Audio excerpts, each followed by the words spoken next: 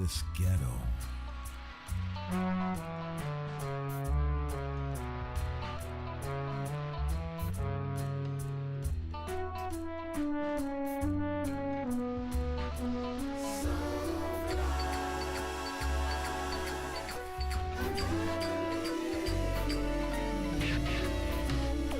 My hands up high, so please don't shoot, don't shoot.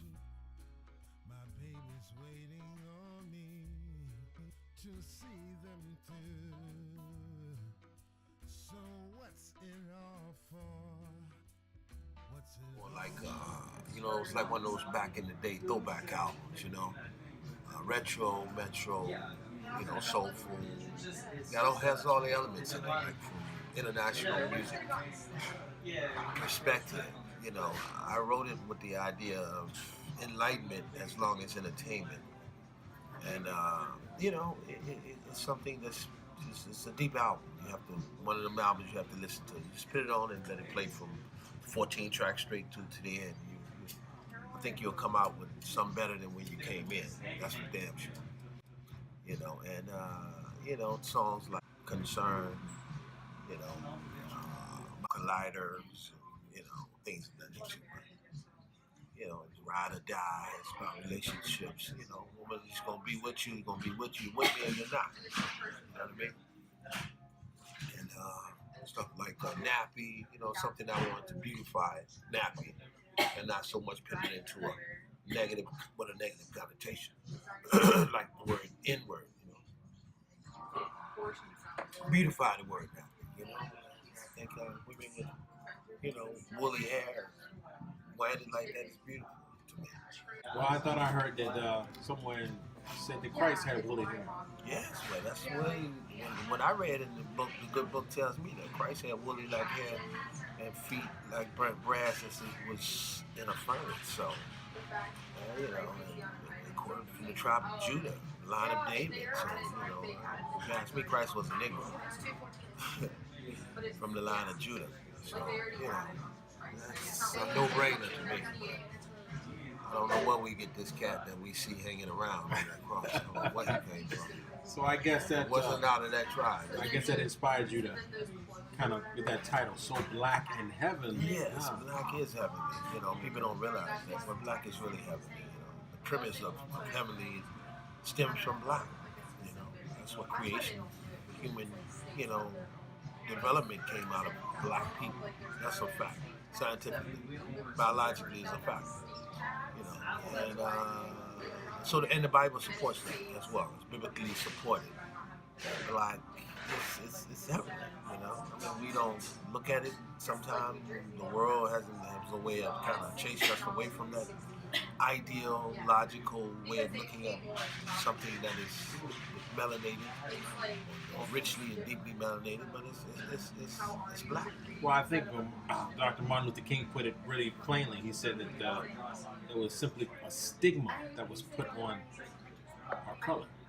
That it really wasn't anything real. It was just a stigma. Yeah, stigma. You can pin a negative connotation on something, and you can market it and brand it just like you can brand anything else. Bobby doll you can brand. It's the same thing. You can brand that brand to be something negative, and you repeat it long enough and show it long enough, and display it long enough and publicate it long enough. And, people tend to believe what they have told, without even questioning it or looking any further into it. That's just the nature of man, I guess. But it's time we grow up. Tell us, Rick, why shouldn't the public listen to So Black in Heaven? Because it's the baddest fucking album that's out here. That's why. No, that's the short of it. But the long of it is, if you were to listen to the whole album in its entirety, you'll see that, just look at the titles of the songs. It'll tell you a lot just from the titles. So then it goes into depth. Like the first song I think it's on is Blackout, and that's really talking about, a sense of a unity of black people, gathering themselves back and getting their minds back right to who you are as a people, not to hurt anyone else. It ain't even about that. It's just because you're so discombobulated through all the programming, things that have been done to you for the last 400 years and before then, you know, that you need to regather yourself as a people. You know, 'cause we really seem to be way off course. And with all the things that have been played against you, you know, it's time you start to take a look at yourself. Sometimes you have to step back, take a look at yourself, and regather yourself. And I think that's what black people are right now at this point. Well, I think So Black and Heavenly helps them. I think if there was a real blackout, Mhm.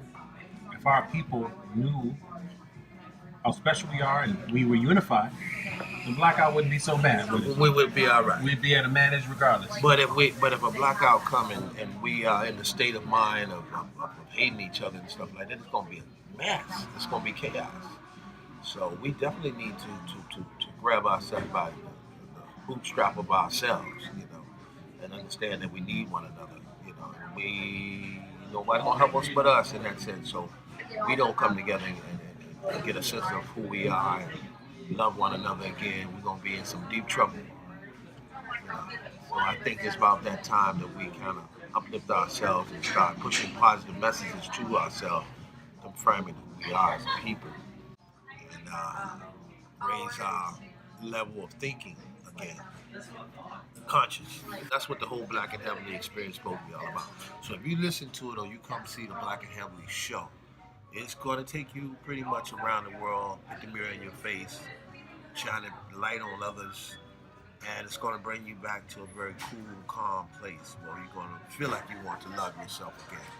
You know, because that's the way music used to make you feel in the 70s. Everybody probably was about that. Make you feel empowered, make you feel good, make you want to love one another again. You know what I'm saying? They didn't make you want to kill each other, downrate each other, and call H's and B's all over the fucking place. You see what I'm saying? You know, it's like somebody started that shit to destroy. Well, music is supposed to make you feel good. That's what harmony is about. Anything that's in harmony, it's in accord, is harmony. Anything that's in tune with each other ain't fighting against each other. One thing fights against each other is things that are out of harmony.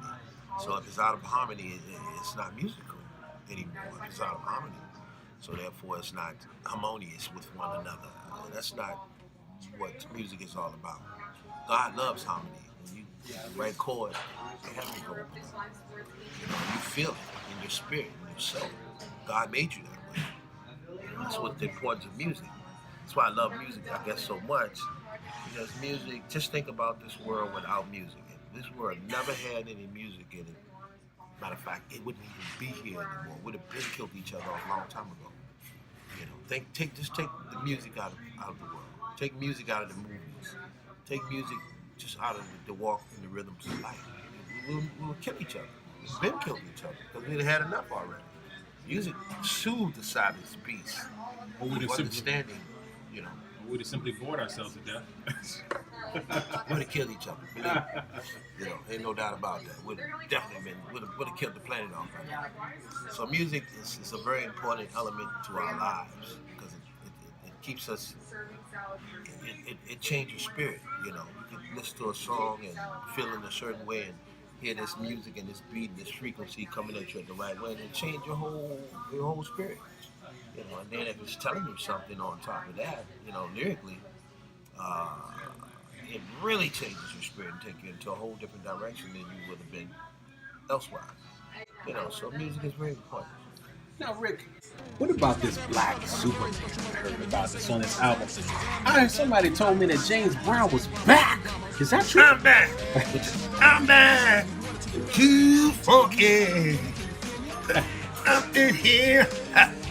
You know, yeah, James Brown came back for a moment because Brother Brown is one of the originals of soul music, and you know, original on the, you know, the one and the two. You know what I mean? He was the man who put that beat down, right? He made it funky. You know, I had to put him in something. I probably would always use his touch of music, but when he brought the music into something in my music, going towards the future. But anyhow, in the Black Superman, you know, I just had a thought. Whatever. When Christ came back, he's a black man, which I don't either, because he described me as such. And Lord beholds who coming with him. James Brown right there beside him. I'm And back. when that bitch is funny, you know that'll be too funny. Too funny. Let me pay back. You know, but so I don't know. Let's say that thought just came across my mind because I think a lot of crazy things sometimes. Some of them I write, some of them I don't. But anyhow, this one that I said, okay, I'm gonna write the Black Superman. Black Superman was about the man that came back to wipe the world out of his evil doings out. So Black Superman is all about coming back and getting rid of evil and smiping evil, you know, and the big payback, like James Brown said, you know, if you're doing wrong and you know it's wrong, try to correct it and make it right. You know, don't keep on doing the same wrong shit and you know, want somebody to accept that bullshit because it ain't happening. You know, 'cause sooner or later somebody gonna pick that mirror up in your face. I hear that. Whether it's through music, whether it's through, you know, some other visual art or, you know, other art form. But it's because the mirror will be reflected back to you. You know, so you know, we're gonna have to line up. You know, right now we're in a state, I think, of political state where, you know, it's possible that we can go into World War III. You know what I mean? Don't rule it out because it's very possible. And if we do, you better make sure your soul is right. Now, Rick, I was told that there's a song on the So Black and Heavenly album that actually should have been on the Black Panther soundtrack, but somehow it came out a little late. What song is that? I wrote a song called The Black Panther. You know, and when I went to see the Black Panther movie, I was listening for that song that just jumped out there at your ass that really described Black Panther, because that's to me was something special. Okay, you're a black superhero and this is big shit, you know, and I was like, okay. You know, the rapper guy, he did one, and you know, it was okay, but it didn't knock me out. I wanted something a little more powerful, you know. So I said, you know what, the right man to write the Black Panther was me, for sure. So I wrote the Black Panther, and I think that this Black Panther is the one that really should be on the soundtrack, to be honest with you. But, you know, I let the audience judge that for themselves, you know. This is the R&B Black Panther, you know, so I wrote that, and I think it's a real cool track, and it's something that I think everybody needs to hear. And I think you're going to dig that. Yeah. Well, I think everybody will be eager to hear your interpretation of Black Panther. It's my interpretation. That's what I thought this should have been. You know, and if I'd heard something like that come across after the movie was over, I'd have been like, he did that justice. That shit, you know, shit's hot. You know, it's hot. Now, Rick, I know that the title track, which of course is also the album So title. Black and Heavenly. So Black and Heavenly. Now, that song, when I first heard it, I was blown away because I haven't heard anything like that in a long time. I can't really remember when a song with that kind of melodic wave of vocals and just the message that it entails. What in the world came across you when you made that? You know, I think back on that myself sometimes, and I noticed, and I realized, I think back to the time when it actually hit me. And I know that the Spirit of God came through me when that actually happened, because when I started to write it, and it hit me, and I wanted it to be, I knew that it was something special, just put it that way, right off the bat. So at that time when I realized, okay, I'm on something real special here, I slowed down and just let my writing flow like I normally do. But in this particular one, I did take a little step back and just had to think for a minute, because I wanted all the good elements of the richness of black music history to kind of be within this song. So I wanted a little elements of the 50s smoky bar jazz feel in it, you know, and I wanted the soul 70s, a little bit of that feel in this music, and I wanted to bring it up to even to now, a little feel of that in the music. So I kind of crossed the spectrum of black music, which has been done throughout the years, and kind of put it all in one ball for the So Black and Heaven. And I think it's one of the best songs I've ever written. As a kid, I remember people saying black folks are shit. You know what I'm saying? So I never believed that, but I've heard it, coming up as a kid. Though I never really truly believed that, because I felt what was inside of me.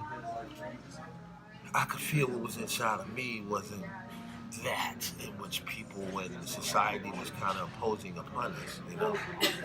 And so I never really thought of myself as anything other than wonderful, and regardless of what the society was saying, I just never felt that way from inside. So I knew that God, something about me and something about God's creation was heavenly, And so, I just never rode on the coattail of what was being said about people, especially black people. And, I never bought into that belief. Rick, as regards to this album, there's a lot of people out there that say, you know what, I've heard a lot of music lately, and I'm kind of disillusioned with music. Music is not like it used to be. I go out and I hear people at the malls, and I talk to them and they say, this music out here is garbage, man. Yeah, most of it is garbage. Yeah. I totally agree with that. Yeah, so what would motivate someone to actually have more faith or bring the faith back into good music, knowing that it still exists? Is there something in the Black and Heavenly album that could cause them to kind of like get a rebirth, kind of like when it comes to good music? I think so. Any real musician hears this album and listen to it, it's going to be inspiring. No question about it. That you can do good music, good hit music, and have a message in the music. You know what I'm saying? Because music with no message is bullshit. The message is either gonna be some bullshit or it can be some real shit. You know what I'm saying? So I prefer to give them some real shit with good music. You know what I'm saying? So that's where I'm coming from with it. I could write bullshit all day long. Trust me, easy.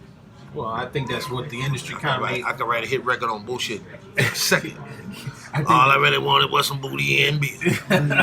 Some booty and beer. I think that's what the industry is looking for people who are willing to go that route. But somebody got to stand up and say, no, we got to bring the sophistication back. I love artistry. I love the art. I love I'm an artist, so I love painting a great picture, So my thing is, I like a deep picture. I want to paint something that takes some thought and shit, some real thought. Not just everything on the surface, but things that are beneath the surface and things that are beneath that. So my constructing something is always going to be something just a little bit deeper than just on the surface. It's always got something up underneath that shit, trust me. So, otherwise, I'm going to be honest with you, I wouldn't even be interested in doing this shit. Because it does nothing for my soul. Music has to do something for my soul. That's why I listen to it.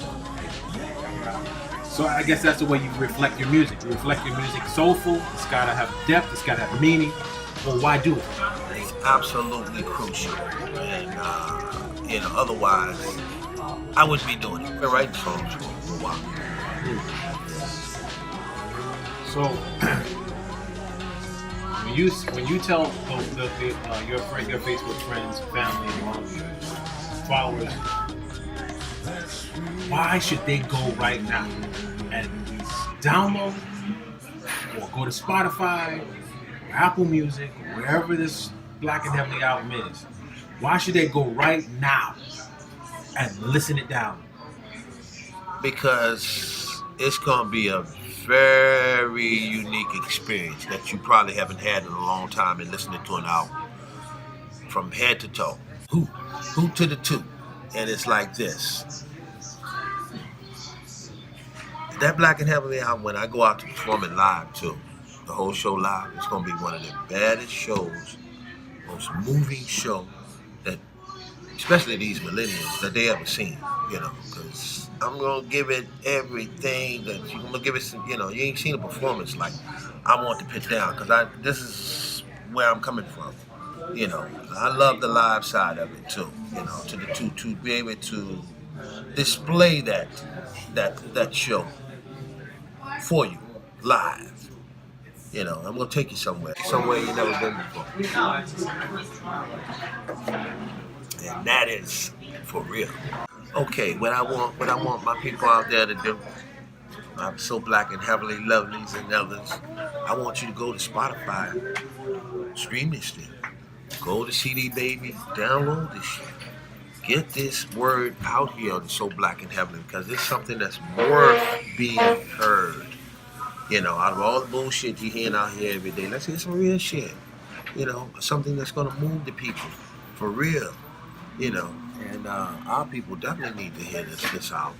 It's a deep album. You know, it's got a lot of things on it. You have to get in and listen to it. You'll see what I'm talking about. You know, I put a lot of heart and soul into this album. A lot of thought went into this album. You know, same things just brushed across. A lot of thought went into the album as well. But you know, we need to go and go to your Amazon, however you get your music. Go and get the So Black and Heavenly. Okay, it'll be worth your while. And now, what is $10, $9.99 for that shit? That ain't nothing. What the hell is that?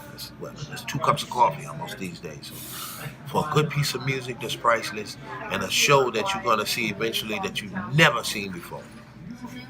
And you got my word on that. Okay? Sounds like a plan. Check 1, check 2, yeah. Man, turn this mic up. I got something to say. Ha! Yeah. Man, yeah, specific that call you. Yeah. Here you go, man.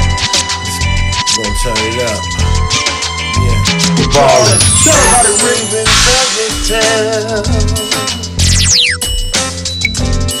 so tell me no lies. Don't believe in wishing wells. Just pie up in the sky.